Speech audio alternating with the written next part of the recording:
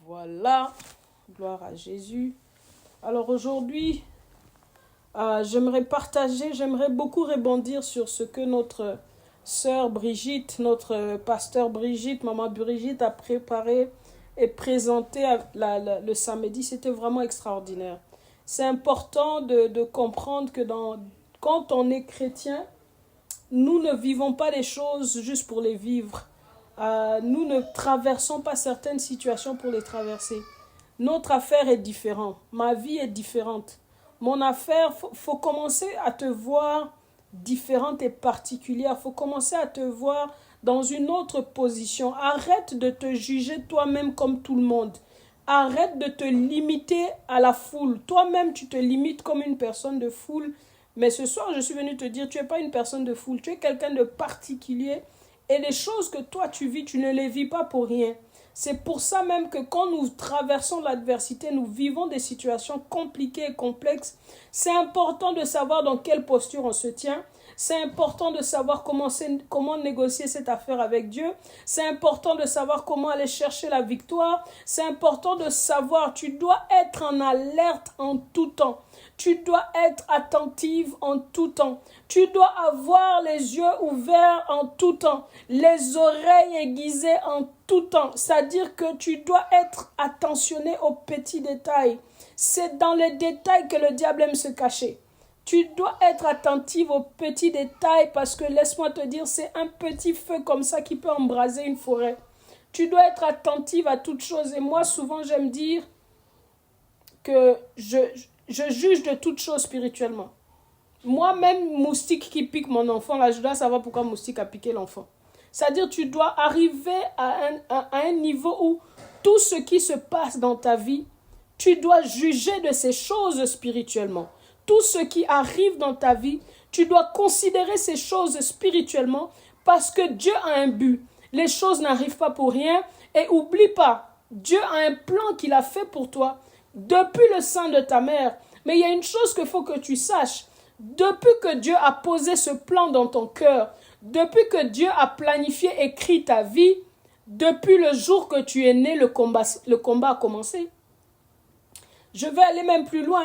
Depuis le jour que tu as été conçu, le combat a commencé là, dans ta conception. Les gens ne réalisent pas quand nous sommes appelés de Dieu, élus de Dieu. C'est-à-dire que notre destinée n'a pas commencé quand j'ai pris conscience de Christ. Ta destinée a commencé quand Dieu a décidé que tu étais élu. Donc ta destinée a commencé dans le sein de ta mère. Les combats commencent dans le sein de maman. Quand nous sommes nés, les combats commencent depuis notre enfance.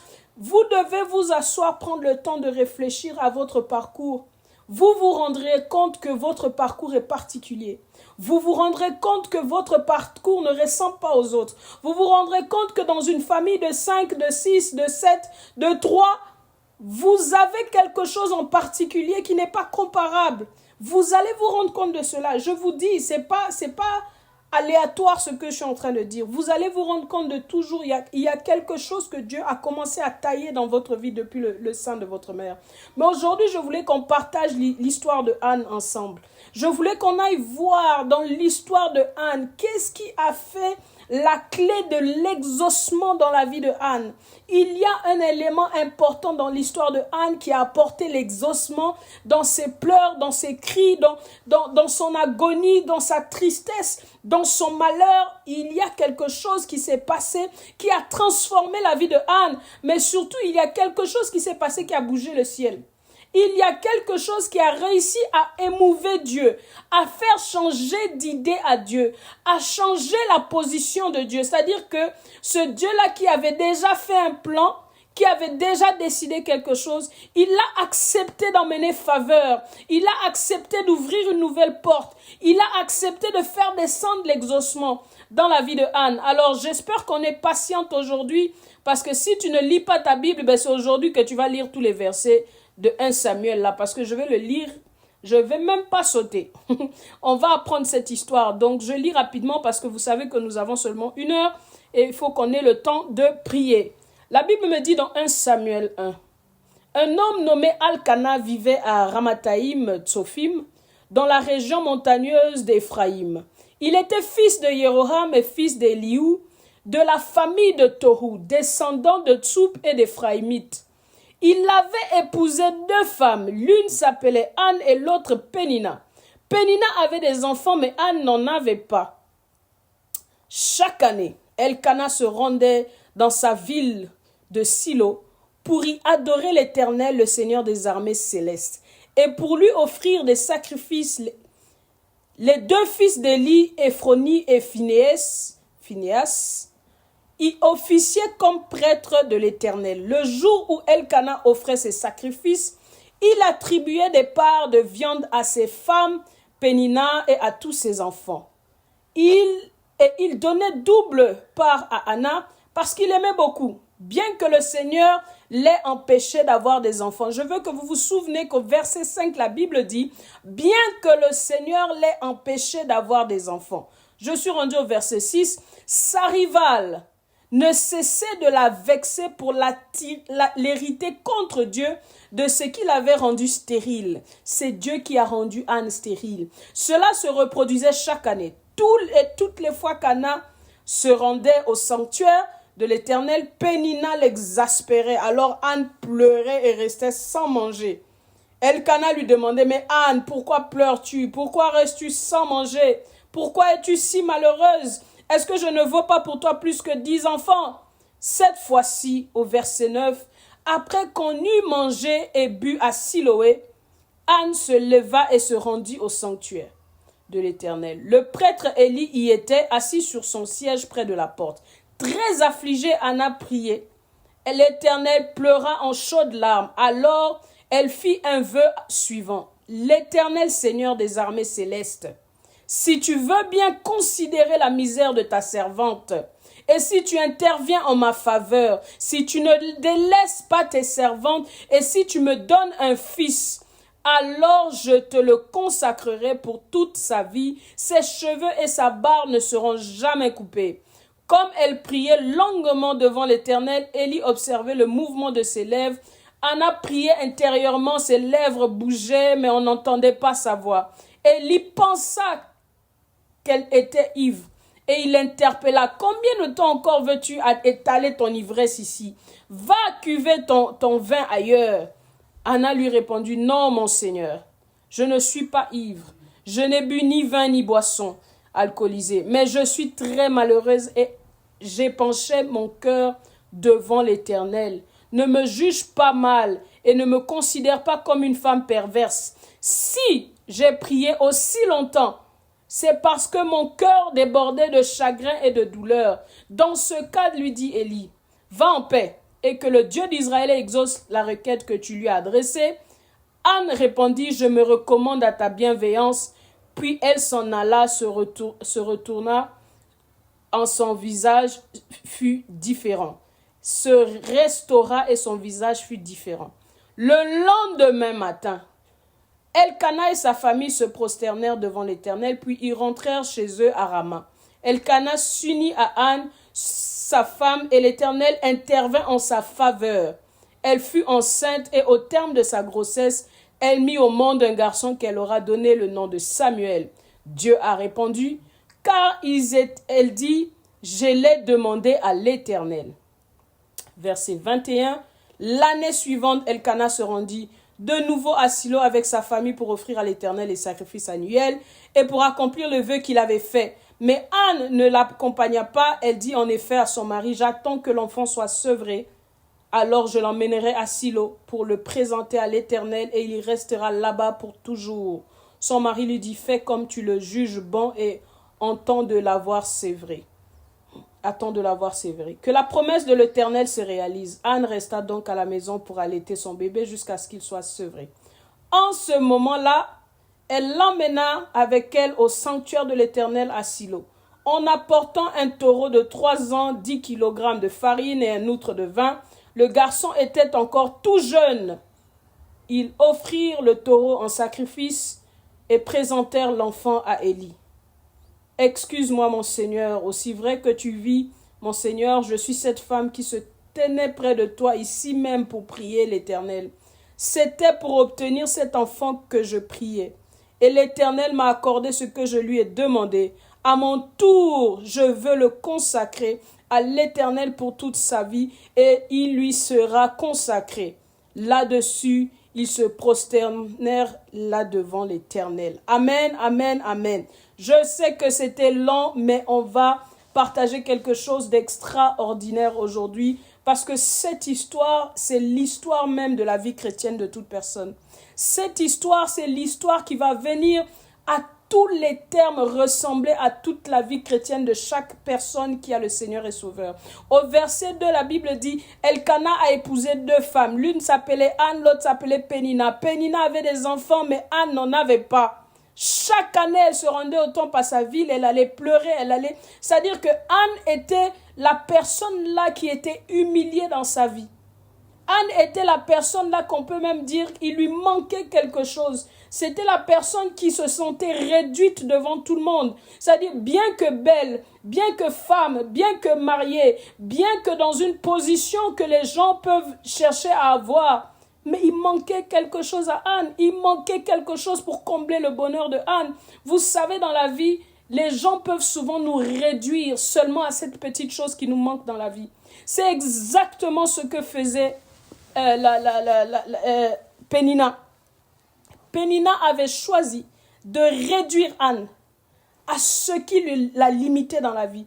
Je suis venu dire à quelqu'un aujourd'hui, ce que dans ta vie est encore tout petit, ce que dans ta vie est comme un béquille ou est comme un manque, ne te laisse pas représenter dans la vie par cette chose-là. Ce que dans ta vie est encore stérile, n'a pas apporté du fruit, n'a pas donné encore naissance à quelque chose, tu n'as pas encore créé quoi que ce soit, tu n'as pas encore commencé quelque chose d'extraordinaire. Ne sois pas limité parce que tu n'as pas encore vu ça. Ne sois pas limité parce que tu ne l'as pas. Ne sois pas limité parce que les gens se moquent de toi. Vous savez, le monde est méchant et le cœur des gens, des fois, tu ne comprends pas. Tu ne comprends pas les gens qui peuvent vivre avec toi tous les jours, mais te réduire au néant comme si tu ne valais rien alors que tu leur fais du bien tous les jours. Tu fais du bien tous les jours. On reconnaît que tu es une bonne femme, une femme gentille, une femme ceci, une femme belle. Mais parce que tu n'as pas porté un enfant, parce que tu n'as pas produit quelque chose encore, on te réduit on t'intimide en fait. On te réduit au néant. On te réduit à une limitation qui n'est pas encore arrivée dans ta vie. La Bible dit au verset 6, sa rivale ne cessait de la vexer pour l'irriter. On ne cessait d'aller chercher son cœur pour la détruire. On ne cessait d'aller la faire sentir d'une certaine façon où elle allait même maudire Dieu. Mais je suis venu dire à quelqu'un, ne sois pas limité. Ne sois jamais limité à une porte qui est fermée dans ta vie. Ne sois pas limité à une capacité que tu ne vois pas dans ta vie. Et la Bible dit au verset 7, cela se reproduisait chaque année. Oh my God. Je ne sais pas depuis combien d'années on est en train de te piétiner. Je ne sais pas depuis combien d'années on est en train de te réduire au néant. Je ne sais pas depuis combien d'années on oublie tout ce que tu es, tout ce que tu fais. Et on te piétine, on t'insulte, on te ridiculise. Je suis venu dire à quelqu'un, tu n'es pas ce que les insultes des autres disent. Tu n'es pas ce que les gens pensent que tu es. Ici, vous voyez que Pénina s'était fait, donc c'était sa mission personnelle d'exaspérer Anne. Vous savez, je vais vous dire un truc.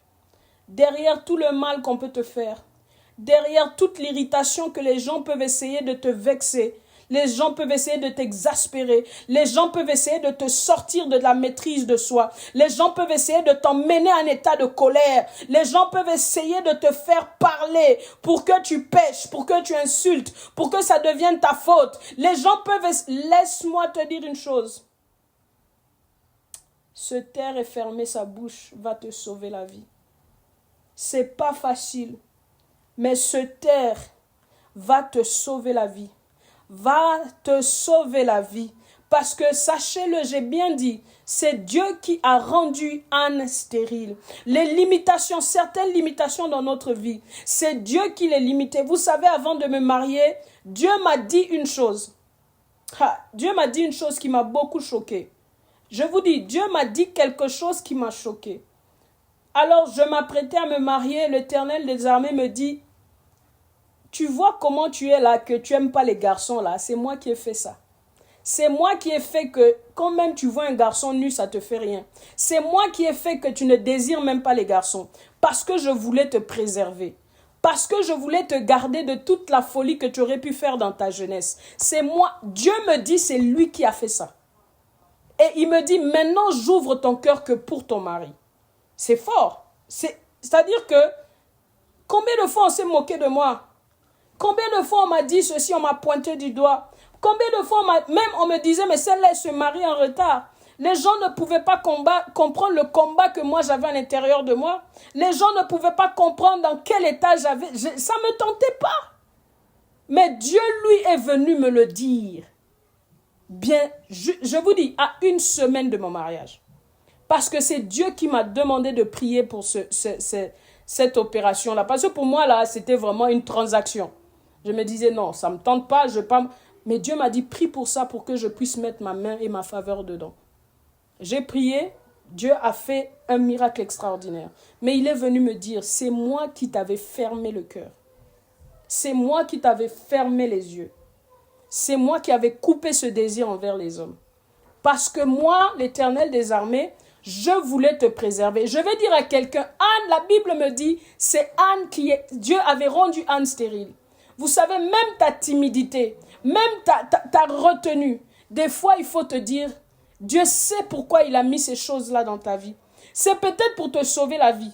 Peut-être tu allais sauter trop vite dans quelque chose. Mais ton travail, ce n'est pas de te retourner contre Pénina ou de commencer à te battre avec qui que ce soit. Ton travail, c'est d'aller chercher ce Dieu-là, d'aller au pied de l'Éternel. Parce que la Bible nous dit chaque année, c'est-à-dire, je ne sais pas combien de temps ça dure pour toi, mais chaque année, on t'humilie. Chaque année, il y en a même, c'est chaque semaine. Chaque semaine, on te trouve une raison de te chicoter. Avec les paroles, on te trouve une raison de te blesser. Chaque année, on te limite. Chaque année, tu es réduit à quelque chose, malgré les efforts que tu fais, malgré tout ce que tu essayes d'accomplir chaque année. Mais je suis venu dire à quelqu'un, il y a un verset 9 dans 1 Samuel 1. Dans 1 Samuel 1, verset 9, le verset là, je veux que tu t'en souviennes. La Bible me dit ceci. Cette fois-ci, oh my God, dis-toi seulement, cette fois-ci, là où tu es maintenant, même si tu es sur mute, c'est pas grave. Dis seulement cette fois-ci, Seigneur. Cette fois-ci. Après qu'on eut mangé et bu, cette fois-ci, la Bible me dit une chose que tu dois retenir. Anne se leva. Bien-aimé, tu dois te lever maintenant. Tu dois te lever. La Bible me dit, Anne se leva et se rendit au sanctuaire de l'Éternel. Tu dois te lever pour aller dans la présence de Dieu. Cette fois-ci, c'est une affaire de face à face maintenant. Cette fois-ci, tu dois aller chercher la présence de ce Dieu-là. Je bénis Dieu parce que tu n'as pas besoin de voyager, aller à Silo. Je bénis Dieu parce que tu n'as pas besoin de chercher une montagne, aller quelque part. Je rends grâce à Dieu parce que à cause de Jésus, à cause de ce Seigneur et Sauveur qui est allé à la croix il y a 2000 ans, à cause de ce Dieu-là, dans ta chambre maintenant, là où tu es, dans ton salon, là où tu es maintenant, c'est là même que devient le sanctuaire de l'Éternel. Je veux que tu dises cette fois-ci, Seigneur, cette fois-ci, Yahweh, je me lève et je viens chercher ta face. Cette fois-ci, la Bible dit, Anne se leva, se rendit au sanctuaire. Se rendu au sanctuaire. Ce que nous faisons ici, chaque lundi, chaque samedi, prier pour nos familles, se mettre en ligne, c'est ça même, se lever et aller chercher la face de l'Éternel. Tu dis, cette fois-ci, Éternel. Anne se leva. Anne se leva. Bien-aimé, il est temps que tu te lèves. Il est temps que tu te lèves de cette humiliation. Il est temps que tu te lèves de cette réduction à zéro. Il est temps que tu te lèves de ces provocations. Il est temps que tu te lèves là où on est en train de te marteler. Je ne te demande pas d'aller te battre avec qui que ce soit. Je ne te demande pas d'aller te retourner contre ton conjoint. Je ne te demande pas d'aller combattre ta belle famille. Je ne te demande pas d'aller combattre les voisins. Je te demande pas d'aller combattre les profs des enfants qui te disent des mauvais rapports. Je suis en train de te dire, cette fois-ci, c'est un face-à-face avec l'Éternel. Cette fois-ci, va chercher ton Dieu.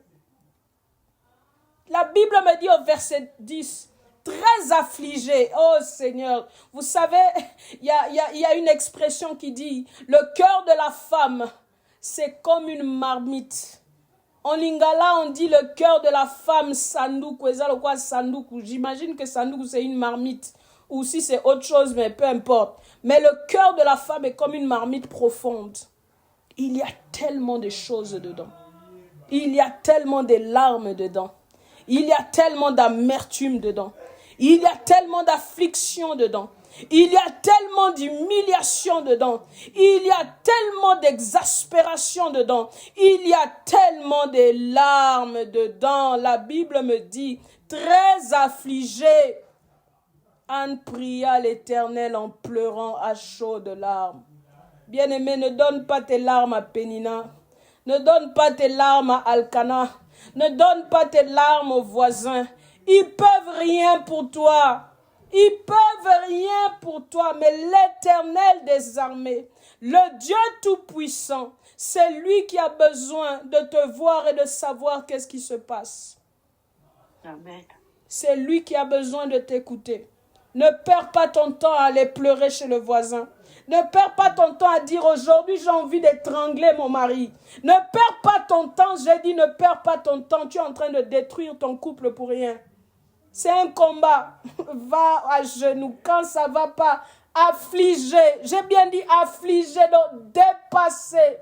Débordé par la peine, la colère, la frustration, l'humiliation, les épées que tu peux ressentir mais que personne ne voit. À chaudes larmes, Anna est allée dans la présence de Dieu. La Bible me dit, et voici le secret de l'exaucement. Alors, elle fit le vœu suivant. Éternel Seigneur des armées célestes, si tu veux bien considérer la misère, j'ai bien dit la misère de ta servante. Bien-aimée, ta vie est devenue une misère. Tu te disais, je suis mariée pour le bonheur, pour la joie, mais la vie est devenue une misère. Tu te disais, je vais vivre au Canada pour la joie, le bonheur. Le Canada est devenu une misère. C'est-à-dire que tu te dis, même au pays, je serai mieux. Même au pays, je serai comblé. Mais le Canada est devenu une misère. Anna a dit, si tu veux bien considérer la misère de ta servante, si tu interviens en ma faveur, oh Jesus, Jésus intervient en la faveur de quelqu'un ce soir. La Bible dit, Anna dit, Seigneur, si tu peux intervenir en ma faveur. Seigneur, nous appelons déjà ta faveur dans la vie de quelqu'un. Il y a une femme qui pleure à chaudes larmes. Il y a une femme qui est dépassée par la situation. Il y a une personne qui ne sait plus par où pleurer, ne sait plus quoi dire, ne sait plus comment se retenir. Seigneur, si tu peux intervenir, considérez la misère de quelqu'un, Jésus. Considère la misère de quelqu'un. Seigneur, tu connais la peine de chacune de nous. La Bible dit, et si tu interviens en ma faveur, si tu ne me délaisses pas, ta servante. Bien-aimée, il faut comprendre cette prière de Anne. Dans les moments difficiles, alors qu'on se moquait d'elle, alors que c'était difficile dans son mariage, alors qu'elle était humiliée, alors qu'elle était tout vexée, exaspérée, Anne est restée servante de l'Éternel.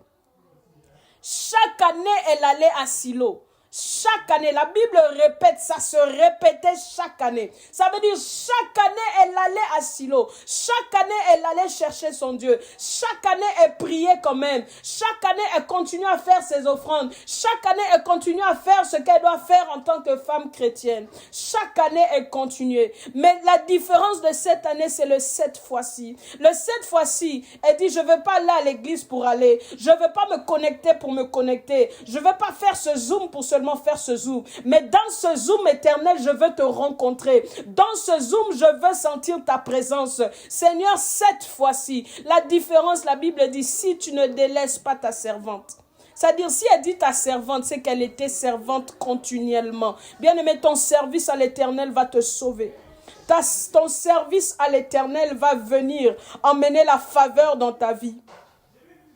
Et Anne dit, Et si tu me donnes un fils, hey, alors je te le consacrerai pour toute sa vie. Bien-aimé, laisse-moi te dire, l'Éternel, si tu es en train de prier, Seigneur, restaure mon couple. Seigneur, mets la paix dans ma maison.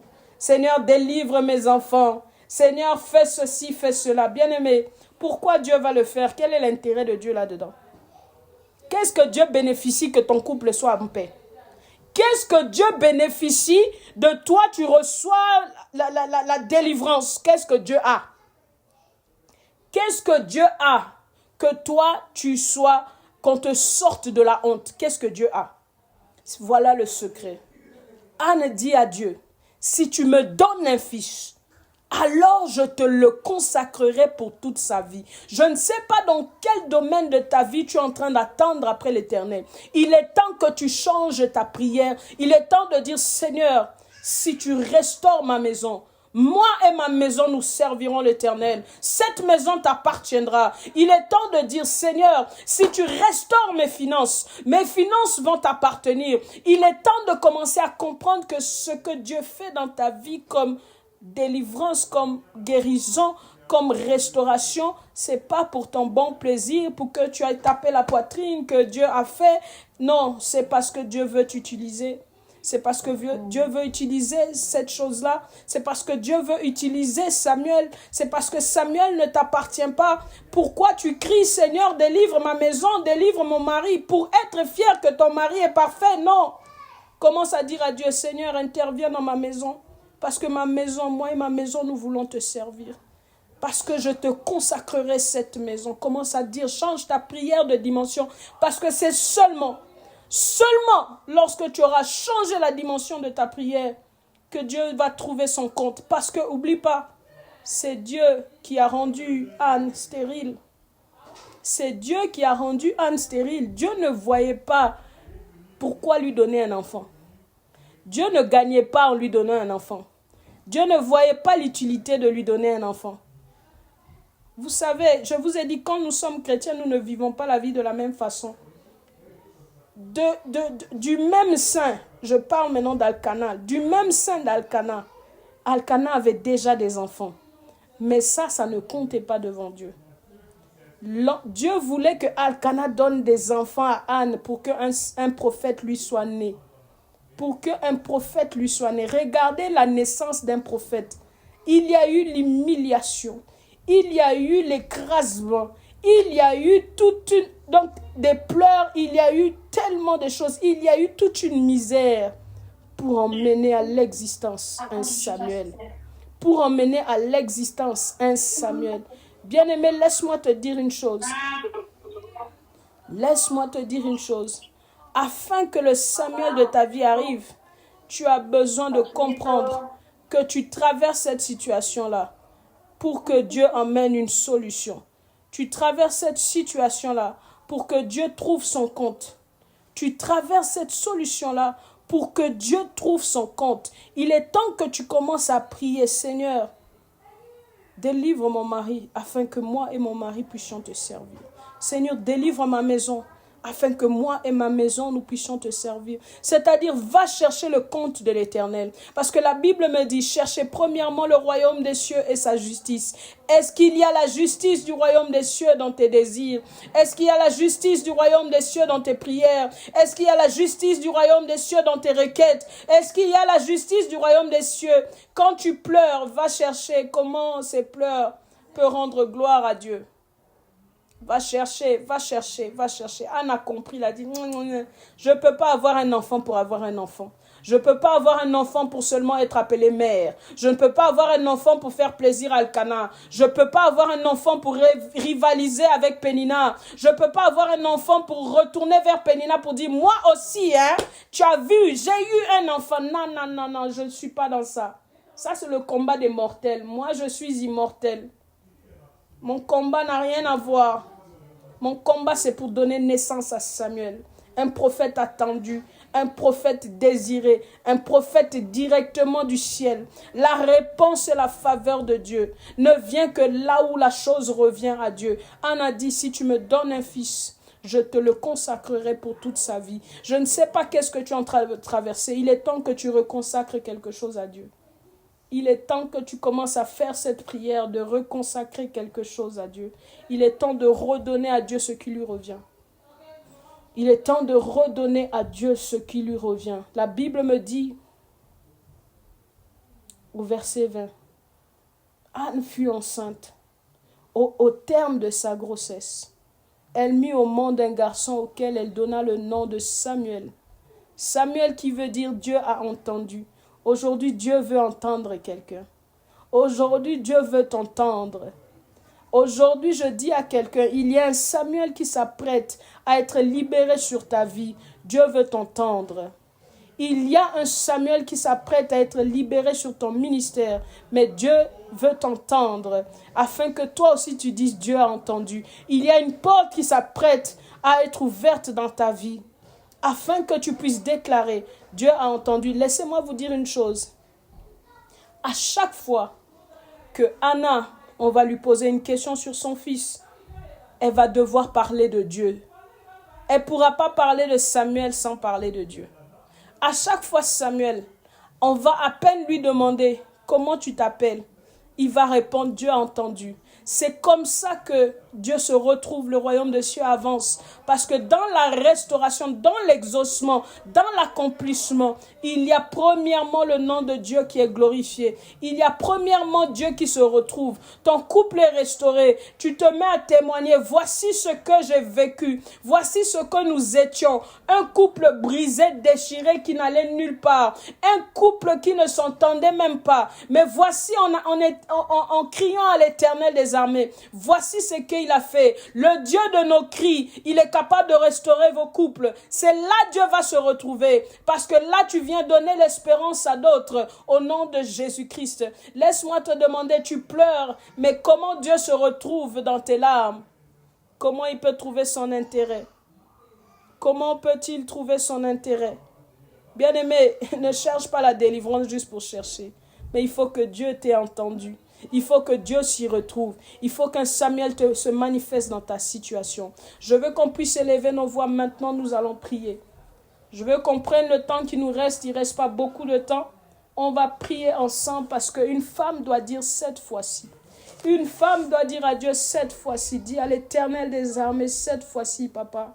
Cette fois-ci, Jésus, cette fois-ci, je rends grâce à ton nom, Seigneur, parce que j'ai plus besoin d'aller à Silo. Je rends grâce à ton nom parce que j'ai plus besoin de chercher une montagne. Je rends grâce à ton nom parce que Jésus est mort à la croix pour ma vie. Jésus est mort à la croix pour ma vie. Jésus est mort à la croix pour mon couple. Jésus est mort à la croix pour mes enfants. Jésus est mort à la croix pour ma situation. Je bénis le nom de l'Éternel parce qu'il n'est non seulement mort, il est ressuscité le troisième jour. Il est venu me donner la victoire en toute situation. Seigneur, nous crions à toi ce soir. Et je dis cette fois-ci, c'est toi que je viens chercher.